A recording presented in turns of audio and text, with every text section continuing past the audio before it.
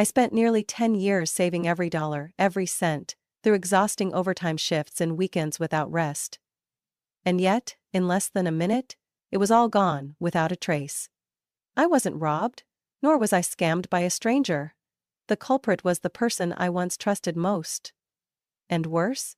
She left a note so fake it suggested I should be grateful that she was starting a new life. My name is Arya. I'm 32 years old, living in Seattle, working as a senior accountant at a logistics company. A job so demanding, I rarely have time to lift my head from spreadsheets. That morning was just like any other, until my phone buzzed with a notification from the bank. Unusual activity detected on your account. Please confirm. At first, I just glanced at it, assuming it was a system error or someone had sent it by mistake. But a strange gut feeling made me pause. I opened the banking app, typed in the verification code, and then I froze. Checking account balance, $7.13. Savings account, $0.00. I blinked several times, palms starting to sweat. Every penny I had saved, over $84,000, vanished overnight. No warning, no alert. I immediately called the bank. A calm middle-aged woman answered the phone. "Hello, how may I assist you?" "I just discovered my savings account was emptied. I didn't authorize that transaction."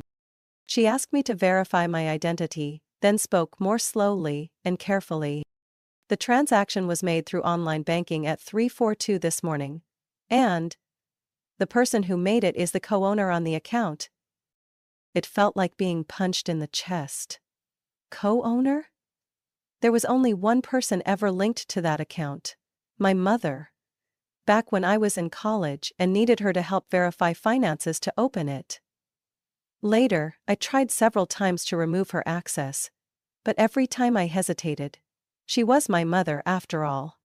No. It couldn't be, not her. No way. I forced myself to stay calm and ask, "Where was the money transferred?" "I was sent to an international account. We confirmed it was deposited into a bank in Portugal." I dropped the phone. It felt like something inside me snapped, not because of the money, but because of the cruel truth unraveling before me.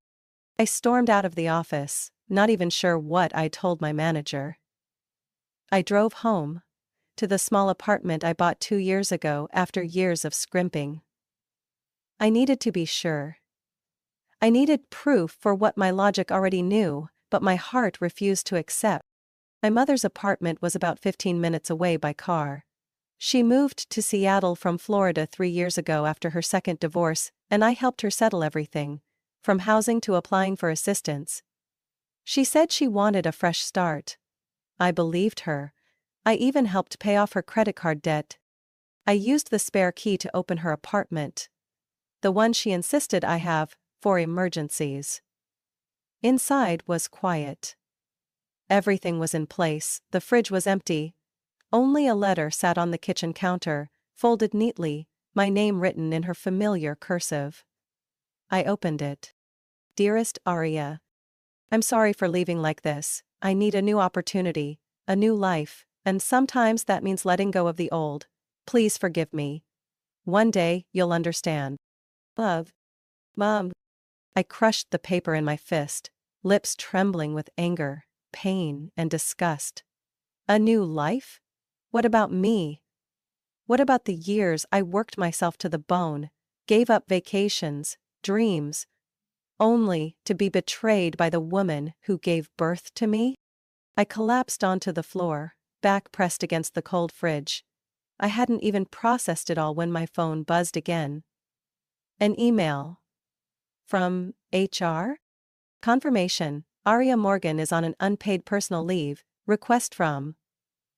The verified email address. I jumped up. That email? I didn't send that. I never requested any leave. And only one person knew enough of my personal and work details to fake it. She didn't just take my money. She wanted to erase me completely. No one would look for me. No one would ask. I looked around the kitchen where I once cooked for her. once argued over trivial things. Now, it was just a shell. Just like her. No, I couldn't let this be the ending. I took a deep breath, stood up, grabbed my phone, and headed back to the car. I didn't know what I would do next. But one thing was certain. She thought she had won. But the game had only just begun. I got back to my apartment just as the Seattle sky faded into evening. The dim light outside mirrored the emptiness inside me. I didn't turn on the lights. I didn't need them to realize I had just been completely robbed by my own mother. Not just financially, but of the final shred of trust I had left. I sank onto the living room floor, surrounded by scattered work papers and a half-eaten box of cold pizza. My mind kept replaying the line from her note, "I need a new life." Every time I read it again, I felt more sickened. My phone buzzed. I glanced at it indifferently, expecting another email faked by her. But no. It was an unfamiliar number from Arizona. "Hello?" I answered, my voice hoarse. "Arya Morgan, this is Stephen Kane, attorney for Mrs. Dolores Whitman, your grandmother. I regret to inform you that she passed away this morning. Would you be able to travel to Tucson in the next few days?" My entire body froze, like being thrown into a freezer. No, that can't be," I stammered. "I just FaceTimed with her last week. She was fine. She told me her orchids were blooming. It was a sudden heart attack. Emergency services couldn't save her." I couldn't respond. The air had been sucked out of the room. I leaned my head against the wall, closed my eyes, trying to stay composed, but the tears came anyway. Uncontrollable. Unforgiving. Dolores Whitman wasn't just my grandmother. She was the only one who never abandoned me. No matter how many times my mother broke promises. No matter how many nights I was left waiting outside school until 10 p.m. because she forgot. It was Grandma who always showed up. Never angry, never complaining. She was the one who secretly paid my college tuition after my mother pulled her support at the last second. She bought me my first interview suit. She was the only one who ever looked my mother in the eye and said, "Stop using that girl like a walking wallet." And now she was gone too. "Arya, I know this is a lot to take in," Mr. Kane said gently, "but your grandmother left a will, and you've been named the sole heir. We need you here to finalize some matters." I couldn't hear anything else, my ears were ringing. All I felt was the sensation of falling, with no end in sight. "My dear, make sure you eat properly. I have a strange feeling like something is about to happen. But don't worry, I've prepared everything for you. No matter what happens, remember, you deserve a better life." I broke down crying like a child. Not because of the money, not because of the betrayal, but because the last person who ever stood by me was gone forever. The next morning, I sat in the kitchen, stunned, clutching a cup of coffee gone cold, my eyes fixed on an email from the airline confirming my flight to Tucson. I would fly out that evening. Another notification popped up. New transaction alert from my bank account. I opened it. A new withdrawal from a dependent credit card I'd forgotten my mother still had. This time, a charge in Lisbon, Portugal. A 4-star hotel. 1-week reservation. I gripped my phone and through clenched teeth, hissed. Usasemi snorted. "Even while I'm planning the funeral of the only person who truly loved me?" I stayed frozen for a few minutes. Then slowly stood up. Yes, I had to fly to Tucson. But after that? That would be a different journey. Not for revenge, but to reclaim what was rightfully mine. And she wouldn't see it coming. Because she forgot one very important thing. Dolores Whitman was never the kind to leave empty-handed. And if my grandmother left me anything, I would use it to end this game for good. I arrived in Tucson on a gloomy afternoon, the sky streaked with gray clouds that mirrored my mood. Attorney Stephen Kane's office was in a red brick building, not far from the cemetery where my grandmother had just been laid to rest. I had laid flowers at her grave earlier that morning, a bouquet of pale blue hydrangeas, her favorite. I didn't cry. I had no more tears left to shed. Stephen met me at the door, a middle-aged man with salt and pepper hair, dressed simply but neatly. He shook my hand, his eyes reflecting genuine sympathy, not the cheap pity I'd become all too familiar with. Boji. Arya, thank you for coming. I know this isn't an easy time for you. It's fine, I replied, flatly. I need to know what my grandmother left. And what she wanted from me. We stepped into a small conference room, where a stack of documents, a few cups of coffee, and a thick, cream-colored envelope sat neatly in front of me. Stephen took a seat across from me, opening the folder before him. Dolores Whitman was a woman of great foresight, Arya. She prepared for this day 3 years ago. The will was last updated 8 months ago. I nodded slightly, my chest heavy. You are the sole beneficiary, he said, short and sharp as a blade. All assets, shares, real estate, investments, everything, is in your name as of her passing. I was stunned. I'm sorry, could you clarify? Everything means... He nodded, sliding the file toward me. The Blue Horizon boutique hotel chain, currently valued at $11.8 million. 3 plots of land in Arizona and New Mexico, worth about $3 million. A mixed investment portfolio, nearly $1.4 million. In addition, a liquid account with approximately $620,000. And a collection of antique jewelry I believe you've seen before. I gripped the armrests of my chair. My mouth had gone dry. I didn't know she had so much. Doradas was discreet, but very intentional, and you should also know she was especially firm when it came to your mother. Miss Gloria Morgan. My chest tightened at that name. Bakchi. What did my grandmother say? Stephen opened a handwritten note attached to the will. He read every word, clearly.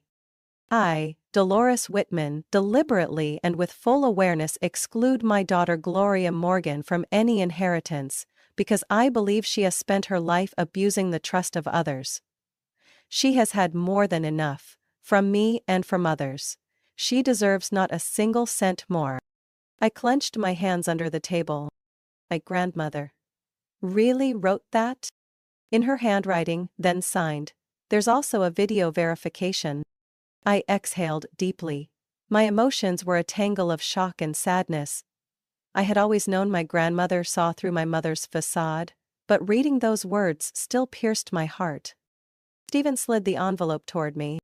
This. She asked me to hand to you personally. It's her personal journal, some pages marked. And a final letter. I opened the envelope. Inside was a worn leather-bound book with gilded edges, heavy, and carrying the scent of old paper. I didn't open it immediately. My hands were still trembling. "Oh, question, Stephen," I looked up. "Does my mother know about any of this yet?"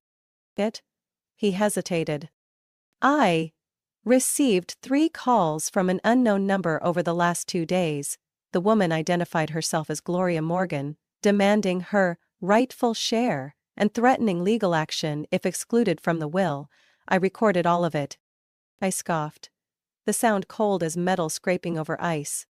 She's in Lisbon, living off my money. And she's still not letting go.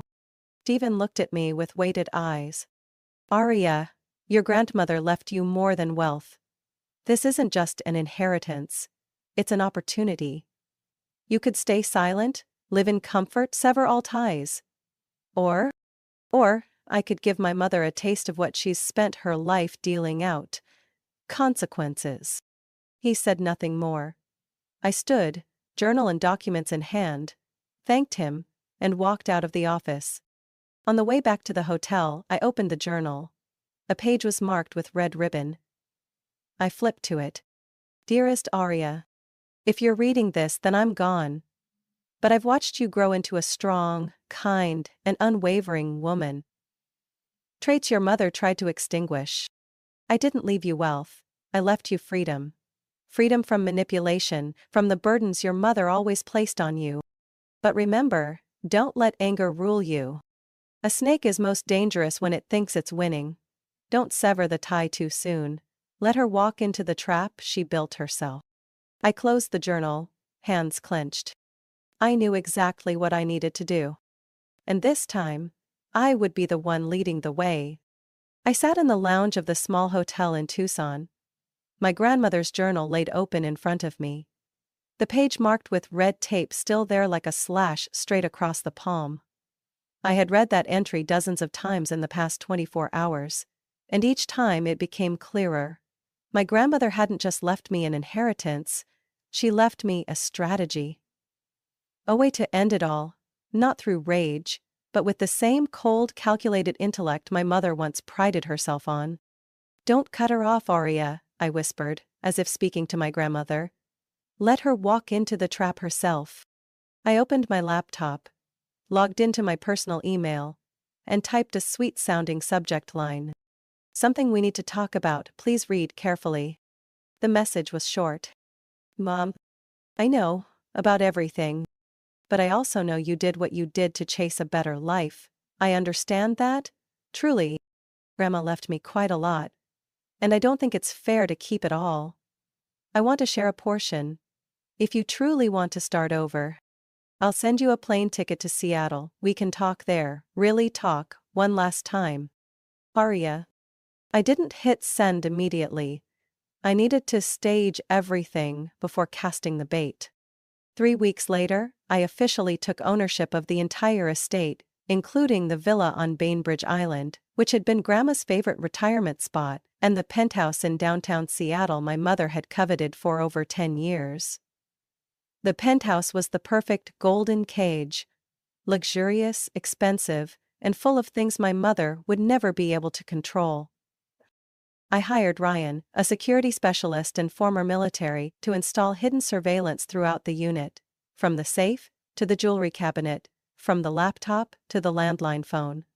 Everything was encrypted, but sprinkled with enticing breadcrumbs, fabricated account numbers, fake passwords, and forged financial agreements designed to lure her in. I also hired Amanda, my best friend from college, now an IT specialist, to set up full-room audio recording and a firewall to intercept any outgoing emails without pre-approval. Meanwhile, I asked Mr. Stephen Kane to accidentally let it slip to my mother's attorney that I was considering sharing a portion of the inheritance if there was goodwill. One subtle nudge was all it took. Sure enough, less than a week later, she replied with an email, titled, "Sweetheart, I miss you." I let out a cold laugh, lips pressed tight. It had begun. I booked a first-class ticket from Lisbon to Seattle and emailed it with a message. You should rest during the long flight. Seattle is beautiful this time of year. I've prepared a special room. You'll recognize it immediately. Her reply came not long after. You always know how to touch my heart. Thank you for this chance. I promise I won't disappoint you again. Won't disappoint me again? Last time she cleaned out my entire account. Before that, she convinced me to drop out of school to help her with business. The first time, when I was just 12, she used my writing prize money to pay off a credit card I never even knew existed. This time, she would get one last chance to reveal her true self under the gaze of every camera in the house. The morning she landed at SeaTac, I didn't go to the airport. I sent a private driver instead, along with a bouquet of white orchids. The flower, she once said, makes me feel elegant again. I stood in the penthouse living room when I heard the door open. She walked in, her blonde hair perfectly blown out, a cream cashmere coat draped over her shoulders, a Prada bag swinging from her arm. "Arya, darling," she exclaimed, like a bad stage actress. I kept my face neutral, extended my hand. "Welcome back, Mom. This apartment will be yours for the next few weeks, if everything goes well." Her eyes scanned the room, paused at the oil painting of Grandma on the wall, then quickly shifted to the safe in the corner. She couldn't hide the glint in her gaze. "This room is the master suite," I said. "Fully renovated, includes some of the jewelry you always loved from Grandma." Her eyes sparkled like a child promised a trip to Disneyland. You really want to share part of it with me? I nodded. But not right away. Spend a few days here, let's have dinner together. Let's see if you've truly changed, show me through actions, not words. 3 days later I got Amanda's report. She's opened the safe 5 times. Took photos of the forged documents on the computer. Sent 3 emails. All intercepted. Intent suggests she's trying to sell financial information. I shut my laptop, fists tightening. Every move was playing out exactly as I had planned, not one misstep.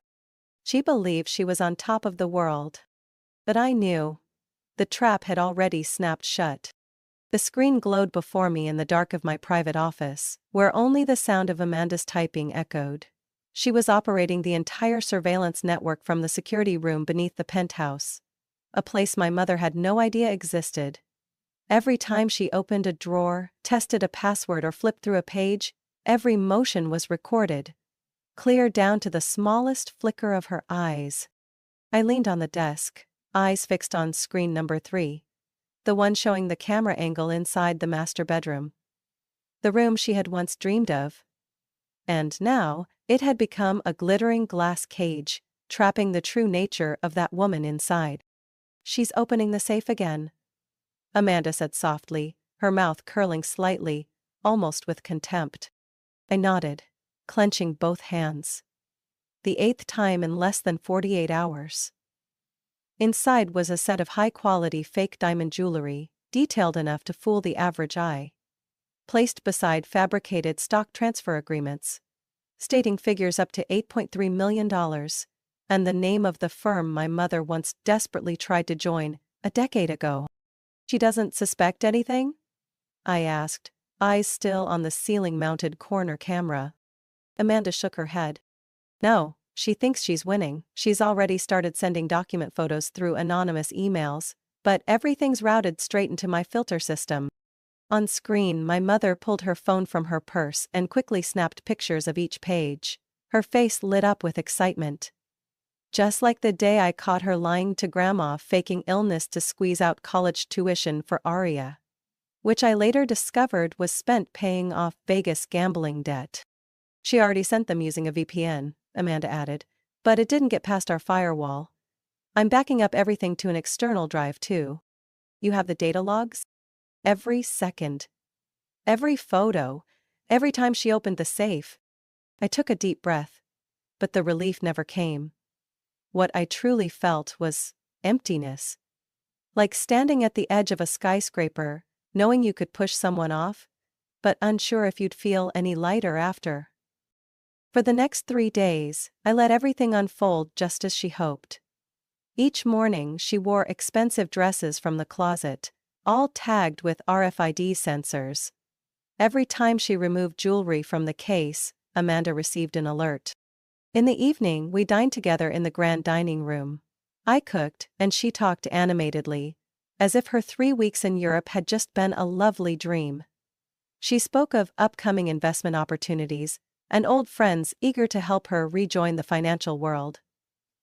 I only smiled and nodded at the right moments, like admiring an oil painting I knew was fake. One night after dinner, she looked at me with that falsely glimmering gaze. Arya, I know you're still angry. But you let me stay here, eat with you, talk, share everything. That has to mean something, right?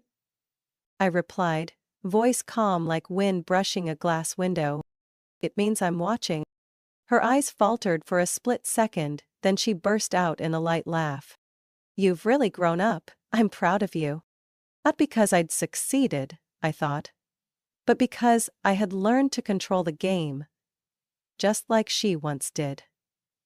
I wanted to say that out loud, but I didn't need a confession, I needed proof. And she was writing her own indictment with every move she made. Saturday morning, I called Amanda and Ryan upstairs to the study. On the desk was a printed list of every action recorded during the 8 days my mother had stayed in the penthouse. She tried accessing the fake bank account 4 times, Amanda reported. Attempted to send confidential files via email. Photographed all of the forged contracts we planted. Made at least 3 calls. one of them to Stephen Roswell, a shady broker previously investigated for tax evasion. "We have audio?" I ask. "Audio and video. Court admissible if needed." I nodded. What I felt wasn't anger anymore. It was clarity. Finally, there was no ambiguity. No more questions like, maybe she's changed? Or, could this be a misunderstanding? No. This was living proof of a behavior so deeply rooted, it could never be undone. I grabbed my phone, opened my contacts, and texted the one person who had known the plan from the beginning. Bryce. My mother's ex-boyfriend, whom she'd bankrupted through one of her trust me schemes. "I've got everything. The person, and the evidence. Are you ready?" He replied in less than a minute. "Say the word." I already called the journalist. They're standing by. I closed my phone, eyes locked on the camera feed one last time. My mother was seated at the vanity, holding the diamond necklace, smiling at herself in the mirror, like a queen reclaiming her crown. I whispered, "What you see is victory.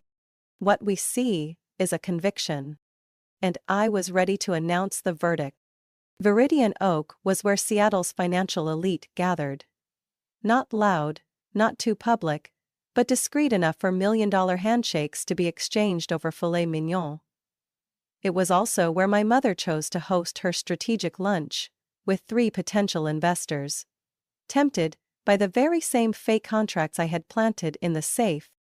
I didn't need confirmation. Amanda had already sent me the audio from the night before. A call between my mother and Stephen Roswell, where she promised a minimum 25% return in 6 months, backed by Arya Morgan's inheritance. Hearing my name used as leverage in her scam made me both nauseated and cold to the core. "You sure about this?" Bryce asked from the driver's seat as we parked across the street from the restaurant. "This is the final step," I said, eyes fixed on the glass revolving door. "Where she would walk in like a queen and leave as a disgrace." She arrived exactly on time, as if her life were a pre-scripted production. Burgundy silk dress, crystal-studded heels, perfectly styled waves. I watched from the shadowed bar corner, beside Tina, a reporter I'd contacted in advance. She held up her phone, already recording, the audio streaming live to Amanda's laptop for backup. My mother sat at the table with 3 men. 2 small-time investors from Portland, and the third I recognized instantly as David Tran, director of a venture capital firm my mother had targeted 10 years ago, before he exposed her for financial document forgery. I exhaled sharply. She really hasn't learned anything. The first 5 minutes were full of introductions and flattery, wine poured. By minute 10, she began presenting the Blue Horizon Legacy Fund, a name I fabricated. Backed by inflated figures from fake financial assets, in a sandboxed database we had created. "Arya has been so generous," she purred. "She understands that money must circulate. And I'm the one to manage it. I've handled 5 multi-million-dollar projects before, and this time, I want to invite you into something truly special." I stepped away from the bar, clutching a USB drive containing clips of her secretly recorded activities at the penthouse. Bryce followed, Tina quietly behind with her camera. As I approached the table, she was pulling a stack of papers from her bag. Those fake equity transfer agreements. RU, with my name on them. "Perfect." "Mom," I spoke up. She jumped, as if she'd seen a ghost in broad daylight. "Arya, what are you doing here?" "Oh, well, maybe you should ask yourself that question," I replied, pulling out a USB and placing it on the table. "Or should I help you explain the documents you're handing out to everyone?" The investors began glancing at one another, clearly confused. David Tren raised his eyebrows, recognizing me immediately. "You're Arya Morgan, owner of the Blue Horizon hotel chain?" I nodded. "And I have not authorized Gloria Morgan with any financial rights. The documents she's presenting are completely fraudulent." My mother stood up, her voice shaking. You're misunderstanding. These were things we discussed at home. I thought." "You thought I was still stupid," I cut in, coldly. You thought I'd drain my savings again to invest in the family's future like I did when I was 19. But this time, you picked the wrong role. I pulled out my phone and played a video. On the screen, surveillance footage from the bedroom showed my mother opening the safe, snapping pictures of the documents, making calls, sending emails. The audio rang clearly through the restaurant. I have all the documents. I'm in control. Arya trusts me blindly, she never checks. My mother's face went pale, she turned to David. I was set up. This is revenge, it's not real. David closed the folder bluntly. I've met you before, Miss Gloria. And I spent 6 months cleaning up the mess from your empty promises. I'm not making that mistake again. Thanks for reminding me why I walked away the first time. The other 2 investors stood up without a word. Tina clicked her camera, beginning to film openly. Would you like to say anything? She asked. My mother turned to me, her face as white as paper. Why, I'm your mother. I looked her straight in the eyes. No more fear, no more guilt. That's exactly why you thought you had the right to keep deceiving me. But you forgot something. I've grown up. And this time, I know exactly who I am. And who you are. I turned away from the table. Tina's camera flashed behind me, like the final blow to a collapsing performance. She didn't call after me. She just stood there. A figure that once loomed large in my memories, now fading like ashes in a quiet afternoon breeze. I waited for her in the private office on the top floor of the Blue Horizon, Seattle. Once her dream, now the place where I would end everything she ever manipulated. The room was eerily quiet. Outside, the city glittered at night. But inside, the air felt frozen. The door creaked open. My mother stepped in, her heels clicking lightly on the wood floor. But she no longer carried that usual pride. Her dress was wrinkled, her makeup couldn't hide the fatigue. Arya, she began, but I raised my hand to stop her. Sit down. I pointed to the chair across from the desk, where a thick file sat neatly. She sat carefully, like someone afraid to trigger a landmine. I looked straight into her eyes. Not with rage, not with hatred. Just the cold resolve forged from too many betrayals. You know what happened at the restaurant was rushed. I didn't think you would. She stammered. But I didn't let her finish. You thought I was still the foolish daughter willing to empty her account to invest with Mom? I spoke slowly, each word like a blade in the air. But now, you know I've changed. The question is, have you? She lowered her head. It was the first time I'd ever seen her silent for that long. I pushed the file toward her. This is what I've compiled. Copies of recordings, photos, surveillance footage, and a list of everyone you've contacted in the past 2 weeks. All backed up to 3 hard drives, one for my lawyer, one for the press, and one, just in case you accidentally disappear. Her face visibly paled. Arya, you can't do this. I'm still your mother. I tilted my head, cutting her off. Yes. And also, the first person who ever taught me that family doesn't always mean love.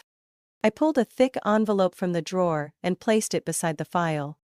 Inside is a one-way plane ticket to Bozeman, Montana, a 6-month lease for a modest apartment, and a small living stipend. Already transferred to a new account, not linked to me. You have 2 choices. I paused, locking eyes with her. Home? Walk away from all of this. Live a quiet life. No more scams, no more scripts. Accept the truth, and start over from 0. 2. Keep playing the victim, and I'll release everything to the media and the authorities. She looked at me, her lips trembling. You're threatening me? No. I'm giving you a final chance. One you've never given to any of the people you conned. I don't need you to love me. I need you to stop destroying everything I've tried to build. She pulled out the ticket from the envelope, hands shaking so badly she needed both of them to hold it. Bozeman? There's nothing there but snow and open fields. A new life, if you're brave enough to live it honestly. I don't know anyone there. I have nothing. Then you'll finally learn what it means to rebuild from scratch, just like I had to, every time you disappeared with my money. I stood up, pulled out my phone and opened my email app. You have 3 minutes. If you choose to go, I'll delete this message. If not, I'll hit send. Every reporter Tina flagged will get it. A copy will go to the city attorney's office. Silence. 1 minute. Then 2. She sat there, eyes hollow like she hadn't slept in days. Then suddenly she stood up. You're really going to throw me away like garbage? I looked at her, hollow inside. No. You threw yourself away. I'm just closing the lid. She quietly packed up the documents into her purse. No more excuses. No more blame. For the first time, I saw her accept defeat. When does the flight leave? She asked, eyes on the floor. 8:45 tonight. I've arranged a car to take you to the airport. She nodded, then walked to the door, her steps no longer hurried, no longer arrogant. As her hand touched the doorknob, she paused, without turning back. Arya, do you really think I can start over? If you truly want to, but I won't be standing by to see if you do. The door closed, slowly, silently. Bryce met me at our usual cafe in Westlake around midnight. Everything okay? I nodded. She chose Montana. And do you think she'll stick to it? I looked out the window, where Seattle still shimmered under the nightlights. I don't know. But I know one thing. If she goes back to her old ways, there won't be another choice next time. Bryce nodded, quietly sliding a hot coffee across the table. We sat together, without needing to say anything else. In my coat pocket, the USB holding all the evidence remained untouched, a reminder that the truth always holds weight. One fall morning, under a thin layer of Montana mist, I sat in a rental car parked 2 blocks from a small cafe called Pine Hollow. Through the foggy windshield, I saw my mother, Gloria Morgan, wiping down the counter, wearing a simple black uniform, her hair hanging straight behind her neck. No salon curls, no trace of the woman who once wrapped herself in silk and lies. She didn't know I had come, and this time, I wasn't here to expose her. I came to end a journey. I pushed open the door, as the wind chime above let out a soft jingle. The smell of roasted coffee and buttery pastries filled the quiet space. So peaceful it felt almost surreal, after everything that had happened. My mother was arranging sugar packets and straws behind the counter. When she heard the door, she turned, her eyes locking directly with mine.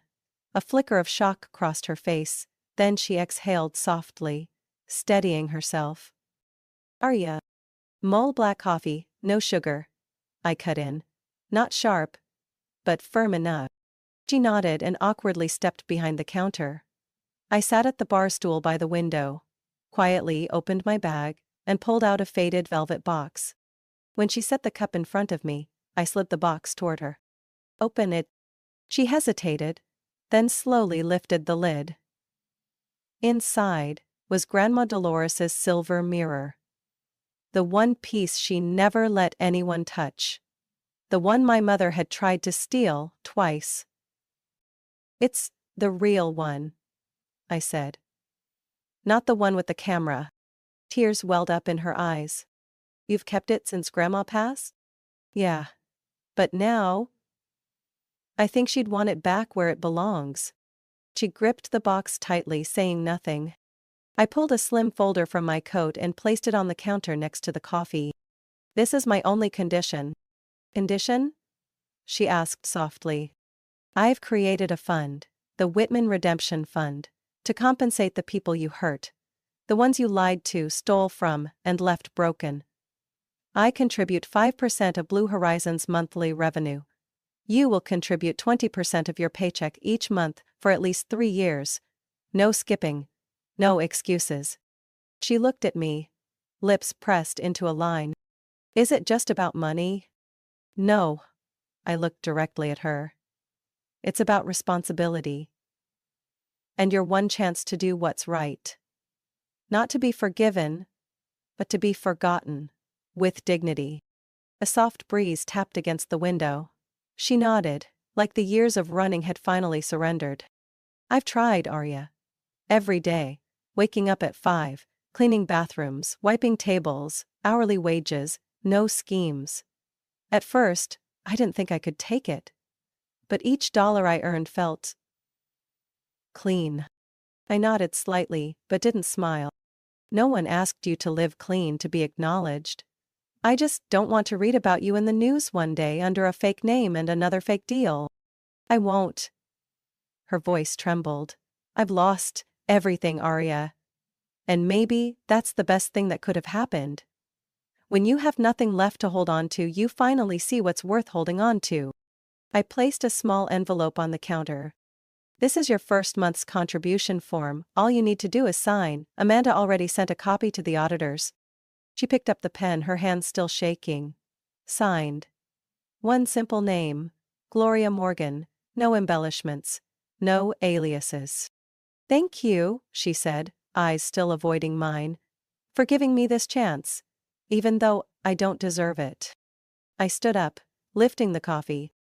Not because you deserve it, because I deserve to heal. I turned and walked out. The wind chime rang again, but this time it wasn't cold. A week later, I returned to Seattle. On my desk was a report from Bryce. The Whitman Fund had received its first contribution from Montana, along with a handwritten apology letter from my mother, addressed to a victim named Marla James in Chicago. I read it, then folded it shut. Not everything can be fixed. But some broken pieces, if you're patient, can be put back together. Not to forget, but to keep living. With truth. With consequences. With a chance. I knew I had made the right choice, not through logic or revenge, but through the survival instinct of a daughter who had learned how to rebuild from what was left. And that, in the end, was the hardest part of growing up. Life doesn't give us the power to choose our parents, but we do have the power to choose how we live. And what we allow to repeat. Arya learned that forgiveness isn't forgetting, it's laying down the weight, so we can begin to heal. Redemption doesn't come from words, but from consistent, enduring action. Even if the past can't be changed, she chose her future. A future no longer ruled by old pain. Sometimes, the best revenge isn't making someone fall, it's living strong without needing them. What do you think about Arya's choice? Did she do the right thing by giving her mother a second chance? Share your thoughts below. And don't forget to follow the channel for more powerful stories about family and life.